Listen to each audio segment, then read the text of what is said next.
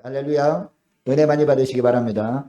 오늘 많은 분들이 예배 참석했는데 오늘 참석한 모든 분들에게는요. 각자 나름대로 감정들이 다 있지 않습니까? 뭐 희노애락이 있고 또 다양한 감정들이 있을 수 있는데 그 수많은 감정들 중에서 가장 위험한 것이 뭘까요? 바로 낙심입니다. 낙심. 어느 날 여러분 사탄 다 아시죠? 타락한 천사. 사탄이 그동안 영적 싸움터에서 사용했던 무기들을 이제 중고로 내놓게 되었대요. 예. 이 사탄의 나라에도요, 중고 나라가 있나 봐요. 중고 나라에 내놓게 되었는데, 가격에 매기된 다양한 무기들이 올라와 있었어요. 미움, 시기, 질투, 정욕, 음란, 교만, 공포. 이런 수많은 그 무기들이 쭉 이렇게 선보였는데, 언뜻 보기에는 전혀 위협적이지 않은 그런 무기가 있었답니다. 겉으로 보기에는 너무 낡아 보이고, 그리고 굉장히 녹슬어서 뭐 이런 무기를 내놓나 라고 여길 만한 그런 무기가 있었대요. 이 다른 무기들은 그나마 가격표 보니까 이 무기면 이 정도 가격이면 뭐 팔만해 라고 생각할 만큼 가격이 매겨져 있었거든요. 그런데 이처럼 언뜻 보기에 전혀 위협적이지도 않고 너무나 낡아 보이고 녹이 너무나 슬어 보인 이런 무기, 누가 그냥 준다고 해도 안 가져갈 것 같은 이런 무기 가격표 보니까요. 동그라미가 엄청나게 많이 붙어 있는 거예요. 그래서 너무 이상해가지고 이 돌개가 사탄한테 문의를 했답니다. 아니 이렇게 말도 안 되는 가격을 붙이면 어떡합니까? 이걸 누가 사간다고 이렇게 동그라미가 많이 붙었습니까? 동그라미 다 떼세요 라고 했더니 이 사탄이 답변을 했답니다. 답변을 했는데 이 가격 적절한 가격을 붙였다라는 겁니다. 동그라미가 수도 없이 이게 뭐 1억 2억 막 이렇게 막 붙어 있는 거예요. 그래서 이 사탄이 그 이야기를 했답니다. 뭐라고 얘기는 이것이야말로 이 사람들에게 가장 손쉽게 접근할 수 있는 무기라는 겁니다. 그리고 가장 파괴력 있는 큰 무기라는 겁니다. 겉보기에 보면 전혀 무섭게 여겨지지 않기 때문에 사람들이 접근하기가 너무나 쉽다는 겁니다. 이게 무슨 무기야라고 하면서 쉽게 접근해서 그 손을 딱 쥐는 순간에 그 무기가 사람들을 공격해서 무기력하게 만들어 버린다는 겁니다. 그 무기 이름이 뭘까요? 제가 서두에 말씀드렸던 낙심이라는 무기예요. 낙심. 여러분의 본문 말씀은요. 고라자손이 쓴 시라고 되어 있죠. 자, 그런데 5절 상반절 말씀 보시기 바랍니다. 5절 상반절 말씀 보니까 내 영혼아 내가 어찌하여 그 다음에 어떤 단어가 나와요? 낙심하며 어찌하여 내 속에 불안해하는가 라고 하고 있습니다. 또 11절 상반절도 보니까 똑같은 말이 반복되어 나오죠. 내 영혼아 내가 어찌하여 낙심하며 어찌하여 내 속에서 불안해하는가 라고 하고 있습니다. 여러분 이것을 보면 시인이 그 당시의 마음 상태가 어떠했다는 것을 알 수 있습니까?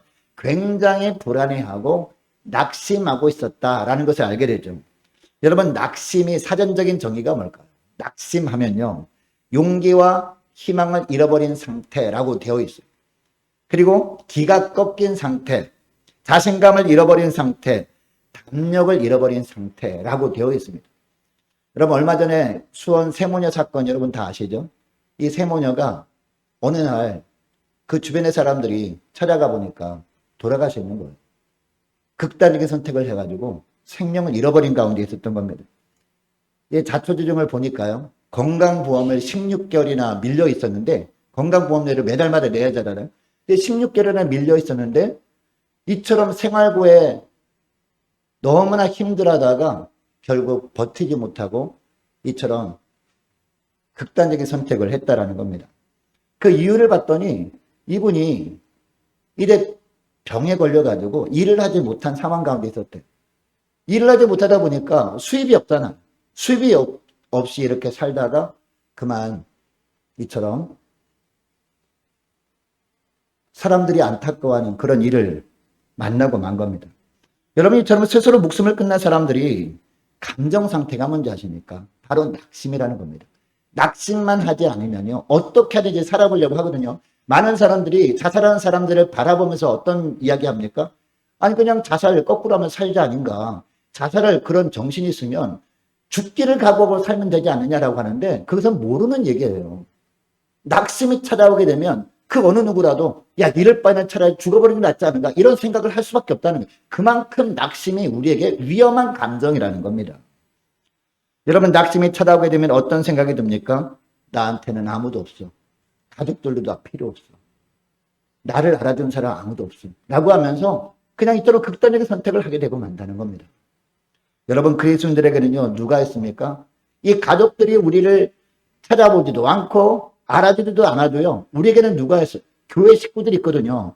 천국에서도 함께 한 식탁에서 주님과 함께 영의 양식을 우리가 먹을 존재들 아닙니까? 뿐만 아니라 우리에게는 또 누가 있습니까? 어제와 오늘과 영원토록 우리와 함께 하시고 우리와 동행하시는 하나님이 계십니다. 여러분, 이것을 기억하시고 무엇보다 어떤 상황 속에서도 낙심하지 마시기를 바랍니다. 낙심만 하지 아니하면 우리가 희망이 있는 거죠. 그런데 여러분, 오늘 본문의 시편 기자가 왜 낙심에 빠졌던 것일까요? 3절 말씀 보니까 무엇 때문에 낙심에 빠졌느냐? 사람들의 말 때문이었다는 겁니다. 말 때문에. 뭐 때문에?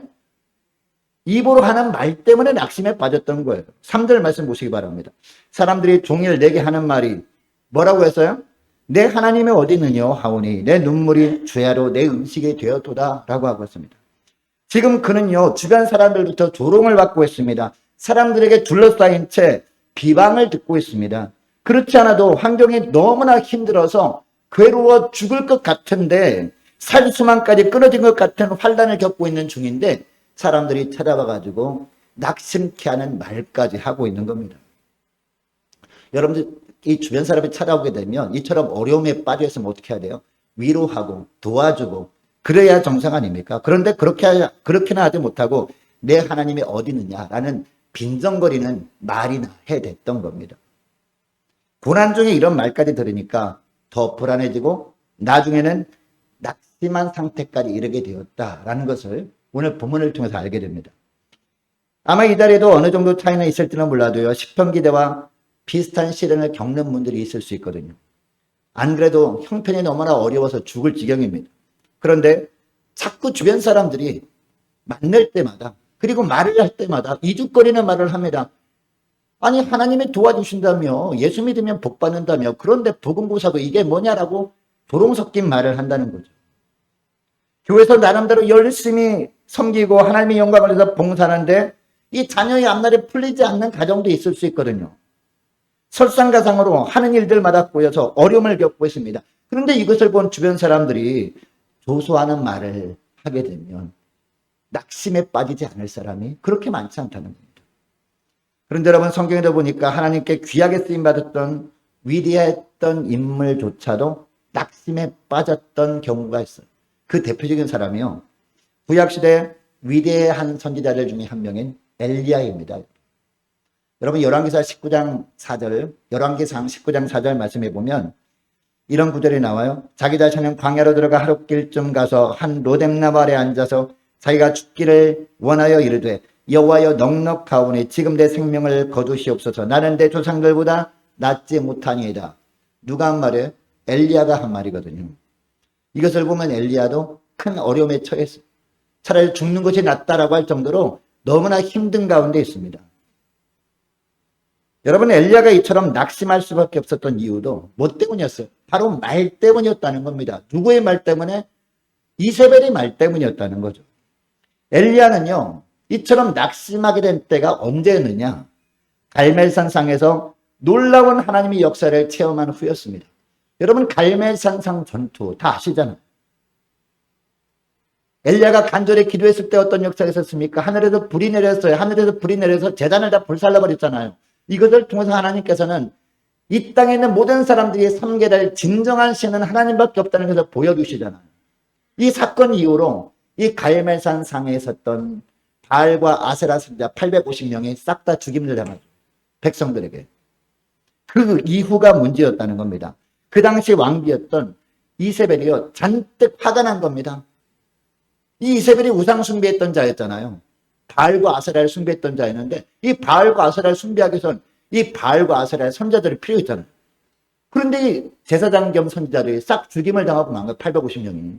그러니까 잔뜩 화가 난 겁니다.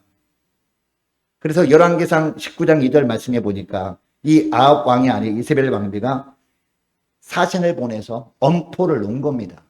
이 엘리야에게. 내일 이맘때쯤이면 내가 살지 못하고 죽어 있을 것이다 라고 말을 한 겁니다. 한마디로 하면 무슨 얘기예요? 오늘날 말로 표현하면 죽여버리겠어 라고 한 거죠. 근데 이세벨이 보낸 사신이 말하니까 얼마나 오금이 저렸겠습니까? 이 정도가 되면 하나님께서 이런 놀라운 기적을 보여주시면 아무리 이세벨이라도 선하의 아합 왕이라도 이제 하나님 앞에 항복하고 이제 믿음 생활 잘하겠지라고 기도를 했는데 정반대의 모습이 있는 거예요. 이세벨이 더 기세등등해서 이제는 오히려 이 엘리야를 죽여버리려고 한 겁니다. 그러니까 엘리야는 이 사람의 말 때문에 불안해하다가 결국 낙심에 빠져서 하나님 앞에 나가서 뭐라고요? 차라리 죽여주십시오라고 한 겁니다.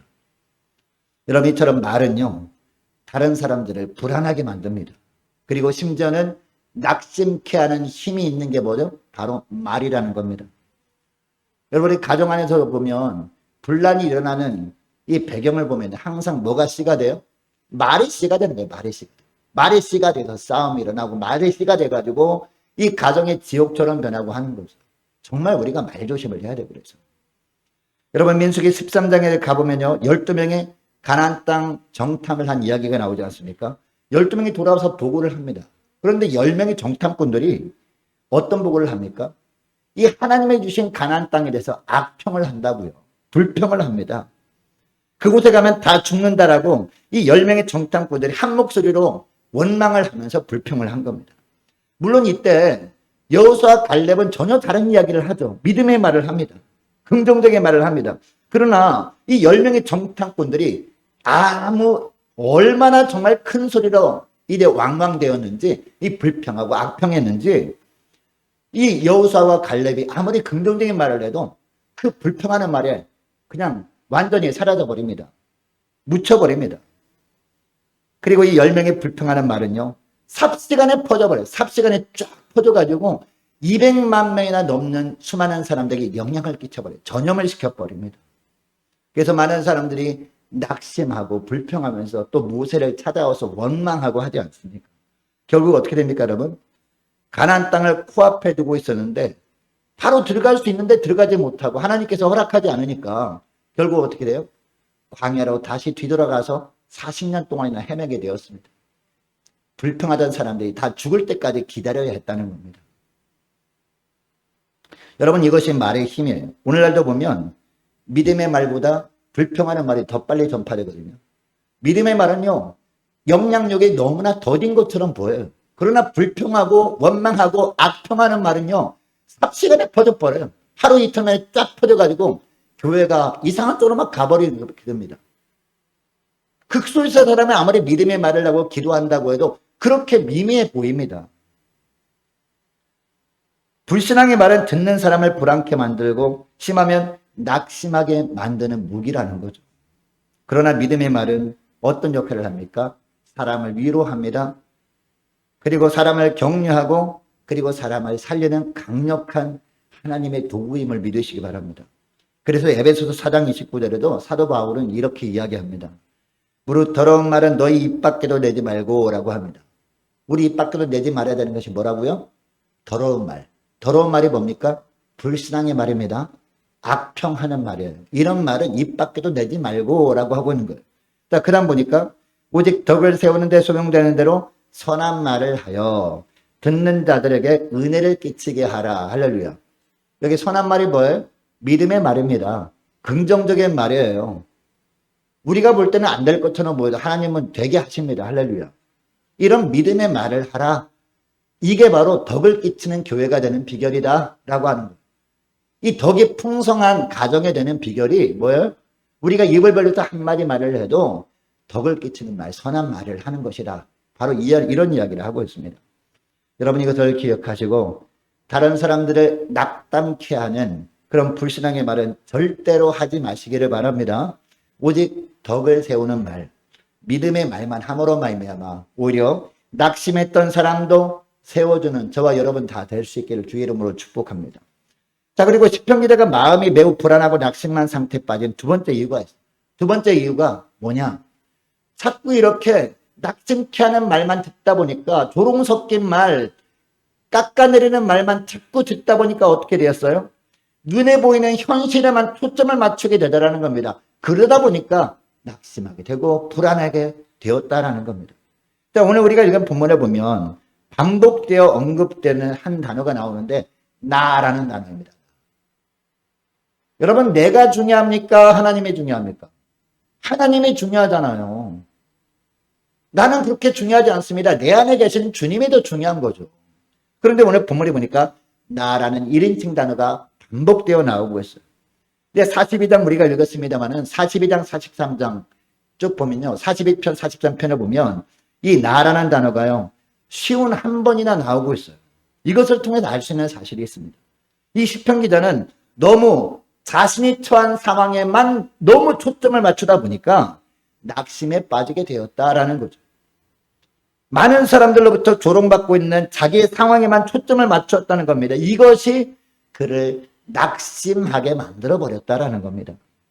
여러분, 마가복음 4장 36절부터 보니까요. 제자들이 예수님을 모시고 배를 타고 가다가 큰 광풍을 만나는 장면이 나옵니다.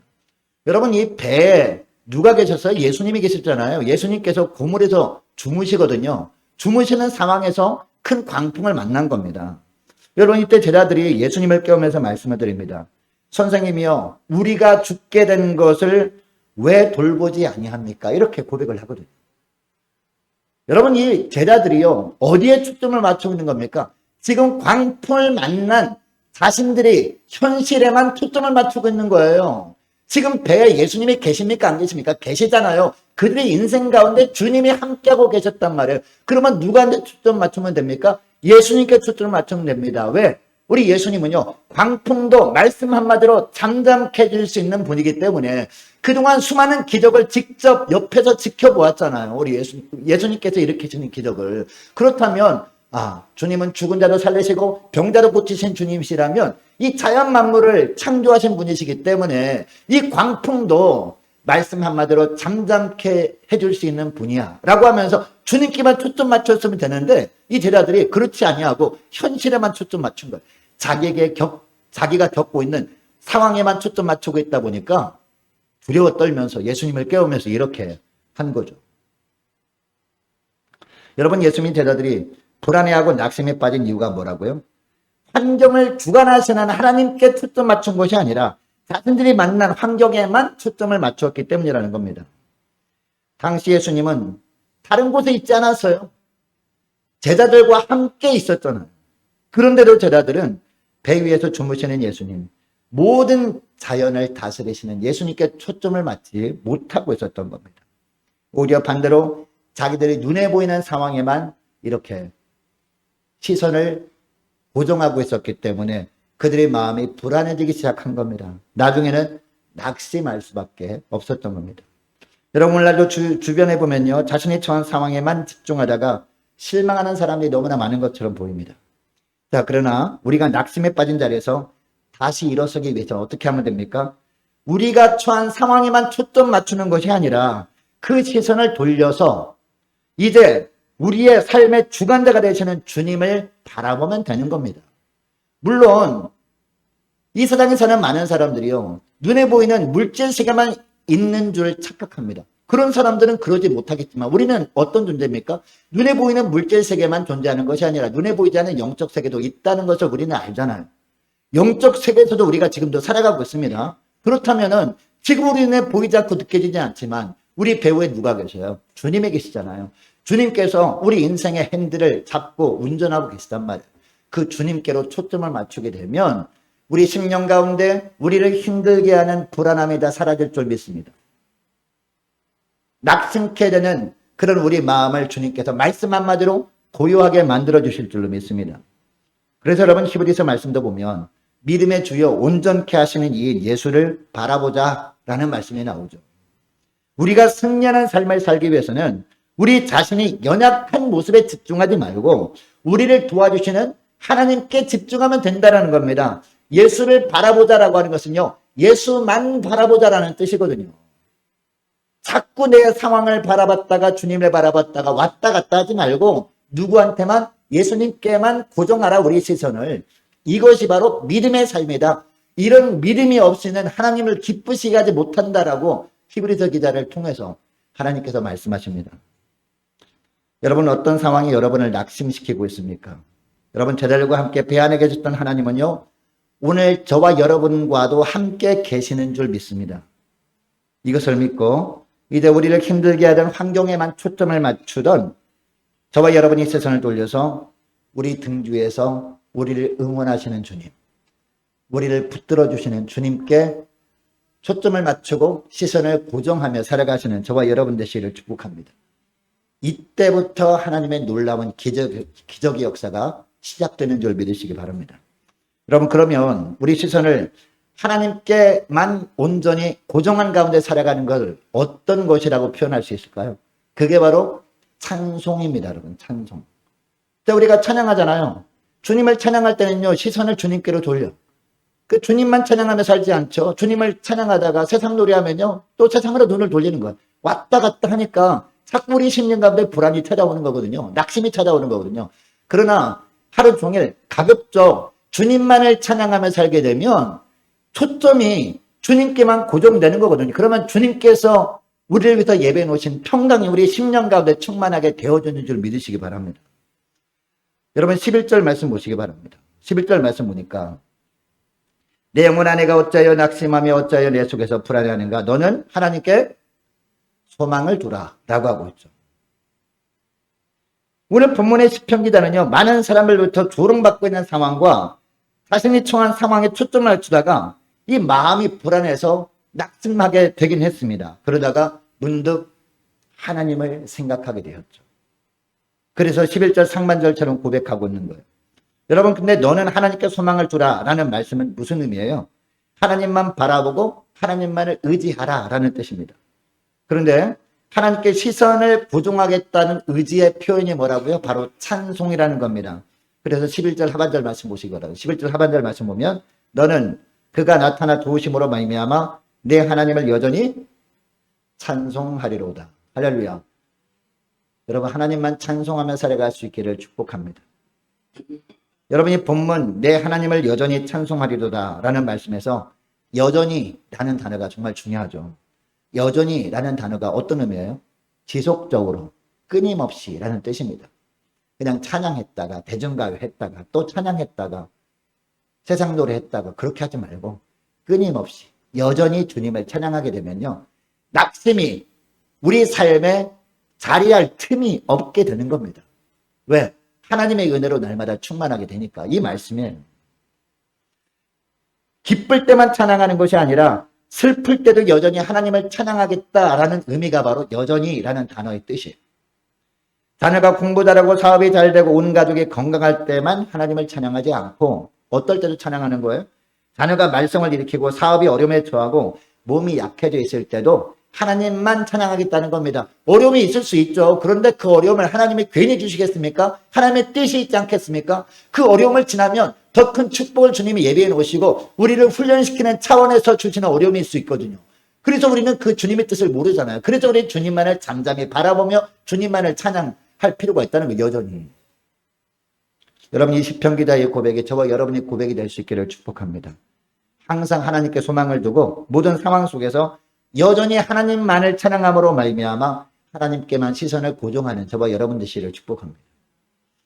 여러분, 낙심해 있을 때 언제 두려움이 물러가요? 언제 평강이 찾아와요? 바로 찬양할 때 찾아옵니다. 하나님을 찬양할 때. 우리 하나님을 찬양하게 되면 평화가 어디로부터 내려옵니까? 하늘에서 내려오네. 그 찬양 있잖아요. 평화, 평화.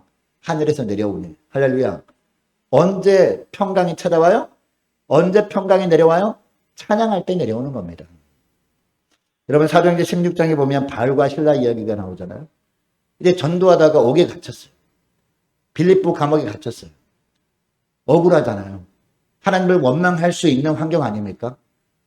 그냥 내가 어떤 잘못해서 내가 옥에 갇힌 것도 아니라 하나님 일을 하다가 옥에 갇혔어요. 불평할 수도 있습니다. 낙심할 수도 있는 상황입니다. 여러분, 이때 바울과 실라가 어떻게 해요? 어떻게 합니까? 기도하고 찬양해요. 손뼉치기서 막 찬양하지 않겠습니까? 그때 어떤 일이 일어나요? 옥토가 흔들립니다. 착고가 풀립니다. 옥문이 열려요. 할렐루야. 이게 바로 찬양의 힘인 줄 믿으시기 바랍니다. 우리가 찬송할 때 하나님의 능력이 오늘날도 나타나는 줄 믿으시기 바랍니다. 우리가 하나님을 찬양할 때 하나님은 기적을 일으키시는 일을 시작하시는 줄 믿으시기 바랍니다. 여러분이 그 복음성가 중에서요, 영어로 된 복음성가 중에서 You Raise Me Up 이라는 찬양 많이들 아실 겁니다. 한글로 번역을 하게 되면 당신은 나를 들어 올리시는 분입니다 라는 뜻이죠. 이 찬양을 이 번역한 가사 보니까 너무 은혜가 돼요. 내가 위축되고 내 영혼 지칠 때, 삶의 문제들이 다가와 내 심장을 짓누를 때, 그러면 나는 모든 것을 멈추고 여기서 조용히 기다립니다. 찬양하면서 주님이 하실 일을 기다린다는 거예요. 언제요? 내가 위축되었을 때, 사람들이 말로 말미암아 고난당할 때, 사람들이 말로 말미암아 나를 막 조롱하고 핍박하고 말로 말미암아 나를 막 짓누를 때, 그래서 내 영혼이 지칠 때, 삶의 문제들이 다가와 내 심장을 짓누를 때, 나는 잠깐 모든 것을 멈추고 하나님을 찬양하면서 주님이 하실 일을 기다린다는 뜻이거든요. 그리고 당신이 와서 내 곁에 앉아줄 때까지, 주님께서 역사하실 때까지, 주님께서 나를 위해서 일하실 때까지 내가 잠잠히 찬양하면서 주님만을 바라보겠다는 의미 아닙니까? 계속 보면 당신은 나를 들어 올려 산 위에 올라설 수 있게 합니다. 당신은 나를 들어 올려 폭풍 치는 바다 위를 걷도록 하시는 분입니다. 나는 당신의 품 안에 있을 때 결코 약해지지 않습니다. 내 힘으로 무엇인가 할 때는 한없이 약합니다. 실패할 수밖에 없습니다. 그러나 당신의 품 안에 있을 때 나는 결코 약하지 않습니다. 주님이 나의 힘 되어 주시기 때문이죠. 당신은 나를 들어 올려 나 자신을 뛰어넘는 내가 되게 하시는 분이기 때문입니다. 이런 찬양. 여러분, 우리 영혼이 지치고 힘들 때 나를 들어 올려 고난의 바다 위를 걷도록 하신 주님, 그 주님이 저와 여러분이 주님이신 줄 믿으시기 바랍니다. 어떤 시련이 현장 가운데 있어도 잠잠하게 이런 하나님만을 찬양할 때 우리 주님이 우리를 어떻게 하신다? 들어 올리신다는 겁니다. 이 고난의 상황에서 들어 올리셔서 높은 곳에서 모든 상황을 바라보게 하신다는 거예요. 그러면은 하나님께서 나를 위해서 이런 계획을 하고 계시는구나. 그때 이 고난의 상황에만 매몰되어 있을 때는 죽을 것 같았어요. 낙심이 됐어요. 왜? 미래를 알 수 없으니까. 그러나 우리 주님께 잠잠히 찬양했을 때 주님께서 나를 높은 곳으로 들어 올려서 모든 상황을 바라보게 하니까 역사를 이끌어 가시는 주님이 바로 내가 믿는 하나님이시구나. 나의 찬양을 받으신 주님이시구나. 그걸 알게 하신다는 거죠. 여러분, 우리가 살다 보면요, 말 때문에 겪는 어려움이 있어요. 소문, 나에 대한 악소문이 막 들려가지고 그것 때문에 너무 침체될 때가 있거든요. 그런데 바로 그 순간에도 하나님은 저와 여러분과 함께 하시는 주님이신 줄 믿으시기 바랍니다. 주님께서는 지금도 우리가 당하는 고통 속에 함께 하고 계십니다. 결국에는 합력하여 선을 이루시는 주님이신 줄 믿으시기 바랍니다. 그러므로 여러분들이 처한 환경에 초점 맞추기보다도 초점 맞추게 되면 어떻게 돼요? 너무 힘들어요. 낙심됩니다. 그래서 하소연할 때를 사람에게서 찾아요. 그래서 여기저기 막 전화해가지고 누가 이런 말 했다는데 어떻게 이럴 수 있다고 하면 그러다 보면 다 죽는 거예요. 다 죽는 거예요. 나도 죽고 내 영혼도 피폐되고 또 공동체도 다 죽고 다 죽는 거예요. 그럼 어떻게 하면 됩니까? 우리가 처한 환경에 초점 맞추기보다 환경을 주관하시는 하나님께 초점을 맞추면 되는 거예요. 시선을 돌려가지고 우리 자신의 연약함에 집중하지 말고 우리를 도와주시는 하나님께 집중하는 저와 여러분 되시기를 축복합니다. 그게 찬양이라는 겁니다. 여러분 이것을 기억하시고 이번 한 주간 동안 더욱더 찬양에 집중하시는 저와 여러분 되시기를 축복합니다. 하나님을 찬양했다, 세상 노래했다 그러지 마시고요. 하나님만 잠잠히 찬양하면서 주님께 초점을 맞추며 살다가 주님께서 저와 여러분을 위해서 준비해 놓으신 위대한 일을 볼 수 있는 복된 한 주간 될 수 있기를 주의 이름으로 축복합니다. 기도하겠습니다. 하나님 아버지 감사합니다. 오늘 주님께서 주신 고라자손의 시편을 통해서 저들의 영혼을 가장 병들게 하는 것이 낙심이라는 것을 알았사오니 어떤 환경 속에서도 낙심하지 않도록 저희들의 심령을 주님 붙들어 주옵소서. 무엇보다 말 때문에 낙심하기도 하고 또 말 때문에 다른 사람을 낙심케 하기도 한다는 것을 알았사오니 무엇보다 하나님 앞에서 사람을 앞에서 긍정적인 말, 믿음의 말만 하면서 살아가므로 낙심했던 사람도 세워주며 살아가는 저희를 되게 하여 주옵소서. 또한 나에게만 환난의 상황만 바라보고 낙심케 하는 상황만 보면서 하나님을 바라보지 않을 때 우리가 절망과 큰 낙심이 찾아올 수밖에 없다는 것을 알았사오니 저들에게 처한 환경에 초점을 맞추기보다 합력하여 선을 이루어 주시는 하나님께만 초점을 맞추고 하나님께만 집중하며 하나님이 하실 일을 기대하며 하나님만을 찬양하며 살아가는 복된 한 주간 될 수 있도록 축복하여 주옵소서. 감사드리오며 우리 주 예수님의 이름으로 기도드립니다. 아멘.